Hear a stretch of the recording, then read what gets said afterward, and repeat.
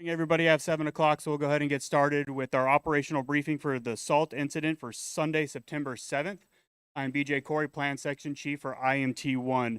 Just as a friendly reminder, please silence your cell phones, turn down your radios. Any sidebar conversations, please take outside the briefing area. And with that, we'll get started with the incident situation update with Night Ops. Good morning, Joey Felix, night operations for the SALT incident.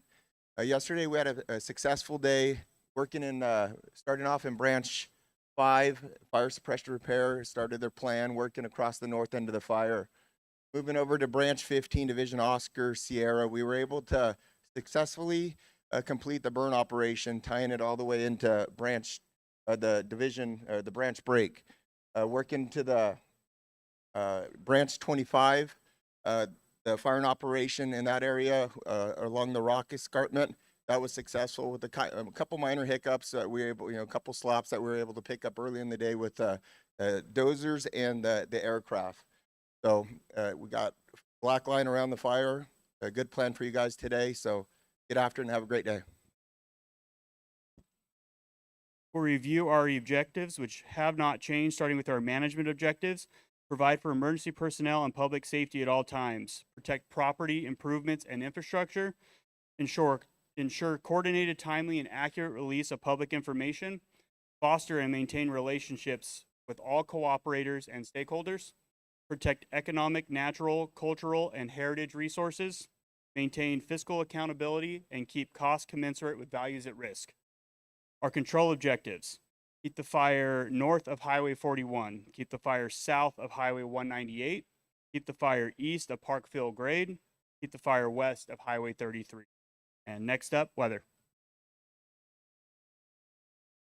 Good morning, Incident Meteorologist Matt Maley.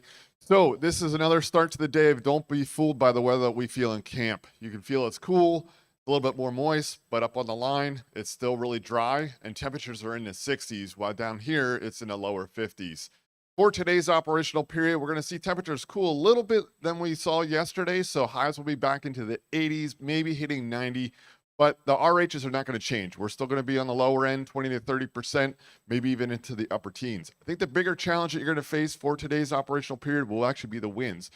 They'll gust up to about 15 to 20 miles an hour, but it's going to be the direction. It's going to be a little bit of a challenge. So let me point at the map here. So we've got two things at play here. We've got the Central Valley off to the northeast. We've got the Salinas Valley off to our southwest. As both of those valleys heat up, they start to get that push of wind. So for basically branch 25, they're going to be out of the southwest going this direction. Branch 15 and branch 5 are going to be out of the northeast. So they're going to go from that direction up there down here. Where do those two winds meet? Right across the middle of our fire. We saw it yesterday. So if you're higher up, above about 3,000 to 4,000 feet on the top of the fire here, those winds will shift at various points throughout the day. As you get lower elevation, you'll start to see more terrain influence type wind. So just be heads up for that. Have a safe shift. Fire behavior.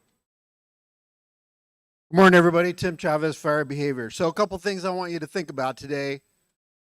It is September, and we got a pattern change coming. If you read the bottom of the forecast, you can see it's going to be getting cooler and wetter for the next 72 hours or so.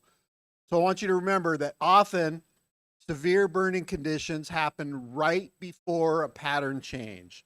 That's today, so keep that in mind. Also remember that because we went indirect in a lot of places on this fire, there's a fair amount of either unburned islands or scorched canopy. All that stuff is going to be very prone. If there's any heat underneath it, it could cause fire to go up into the crowns, could cause spot fires to go across the line. Probability of ignition is still high for about another 36 to 48 hours. Also, what Matt said about the airflow over the fire, oftentimes those turbulent airflows exist all the time, but the only time you ever see them is when there's smoke in the air. So pay attention to what the smoke is telling you. Branch and division roll call. Good morning, William Green, Resource Unit Leader. For this operational period roll call, there are changes to branch and division assignments. For branch 5, I have Shaloub, Fowler, Division Alpha Miller, Milan, Division Foxtrot Kilo Pinagar, Nipel, Branch 15 Cone, Houston, Division Lima Bell, Wheat, Division Oscar Blanchette, Cash,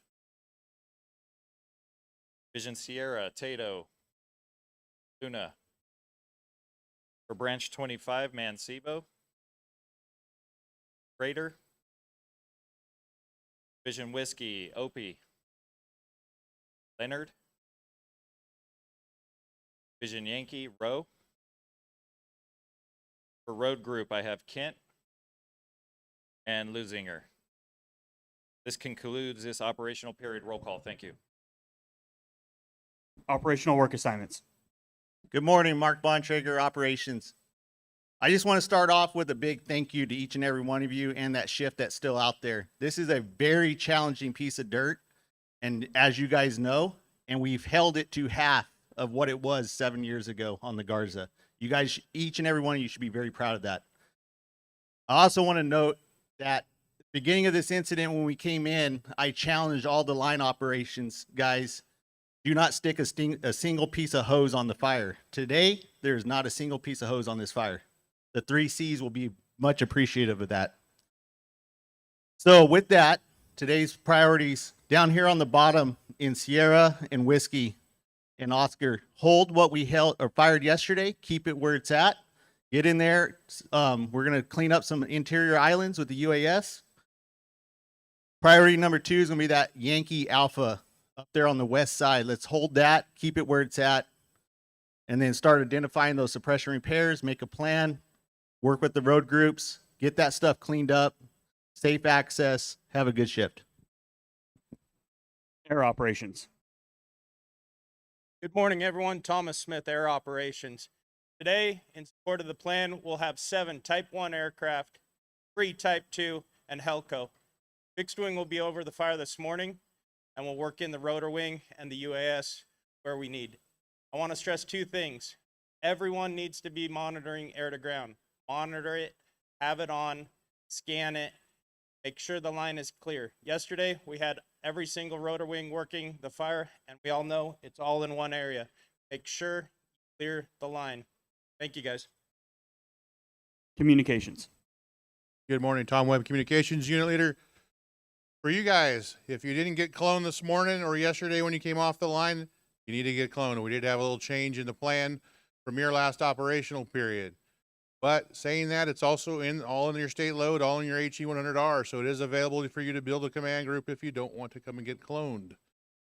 We are hopefully going to be testing and getting Command 11 up on the hill today, so you'll hear some of that with hopefully a change to that command frequency tomorrow morning, but that will not reflect a need a new clone. If you have any questions, come see us over in the comm unit.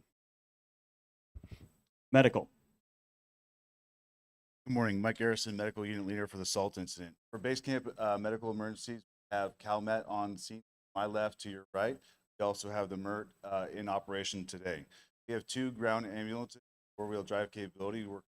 First, they're on branch 25 and branch 15. We have an additional line medic team today. We have 3 line medics. We have one as a 24-hour resource. We have Copter 602 with day hoist capabilities out of Coalinga Helibase. We also have night hoist capabilities asset.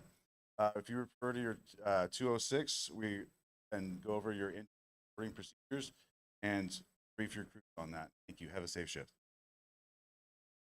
Safety. Good morning, everybody. Brad Niven with Safety. So a couple things. Number 1, if you've had any injuries, any damage to equipment, make sure you're coming to Safety, the Med-Ls, comp claims, so we can get those things properly documented for you. Driving, make sure you're driving defensively, driving with your headlights on, and expect the unexpected. With Valley Fever, the QR code is in the IAP. There's a QR code that's in and around base camp. It's linked to a bunch of documents that talk all about Valley Fever, what it is, what it isn't. So please review those so you have a much better awareness about that. We do have at supply a whole bunch of N95s. We ordered N95s for everybody assigned to the incident, and as of now, not very many of them have been picked up. Go by supply, get an N95. Thank you. Real quick, a message from the liaison officer. There is a cooperators meeting at 10 o'clock this morning, and that'll be in the triple Y trailer directly behind the stage. And we'll move to information. Good morning, John Cleany, Smith Information Officer. If everyone can turn to page 22, please. Our fire is currently at 23,151 acres. We are at 29% contained, and we have 1,635 personnel assigned to the incident. The QR codes that we have in here have some great information, and the bottom one is a link for any pictures or videos that you have from the field out there. Please send them in so we can get them and we can get that shared. Thank you. Have a safe shift. A message from the DMOB unit. If you are on the tentative DMOB list for this morning, please report to DMOB at the correct and assigned time and the training. Good morning, Shane Galvez, training specialist. We're located directly behind you across from check-in. We're currently at 189 trainees. Yesterday, we had about 46 people checked in, so we appreciate that. Please come check in early. It'll make the DMO process a lot smoother on our side. QMS, we're still getting a lot of questions and comments. Please come in if you have them. If you cannot find your trainer in QMS, don't panic. Come by, we'll help you, we'll work through it. Thank you. A message from our unified ICs. Good morning, everybody. Robert Reynolds, one of the Unified IC. Take a look around this morning. For a 23,000 acre fire, we've only got just about 1,300 folks on this end. And that's pretty good for a type 1 incident. When you look at other normal instances that there's usually over 3,000 folks here, that's a true testament to all of you. You've done a lot of hard work. You guys have done a lot of hard work. We got a little bit more to go. Everybody's been on the road for a while, so just remain vigilant and not get complacent out there. So on behalf of the Unified ICs, I'd like to thank you guys for all your work and have a safe shift. Thank you, Chief. Division breakouts have not changed. Starting on my left, your right, with Alpha going clockwise all the way around, ending on your left, my right. You can go ahead and unsilence your cell phones. If you're on a sign, please come up to the front. Next briefing, 0700, and